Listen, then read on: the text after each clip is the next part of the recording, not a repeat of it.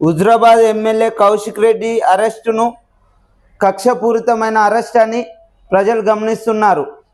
తెలంగాణ ప్రజల తరపున హుజురాబాద్ నుండి ప్రజల పక్షాన ఎన్నుకోబడిన ఎమ్మెల్యే కౌశిక్ రెడ్డి గారు మేము ప్రతిపక్షంగా కూకొని 6 గ్యారెంటీల మీద ప్రభుత్వం మీద కొట్లాట చేస్తే మా మీద కక్షపూరితమైన కేసులు పెట్టడం ఏంది?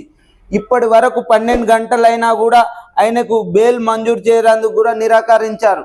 ఇది రేవంత్ రెడ్డి గారు ఎక్కడికక్కడ ప్రశ్నించేటోళ్లను టార్గెట్ చేస్తున్నారు.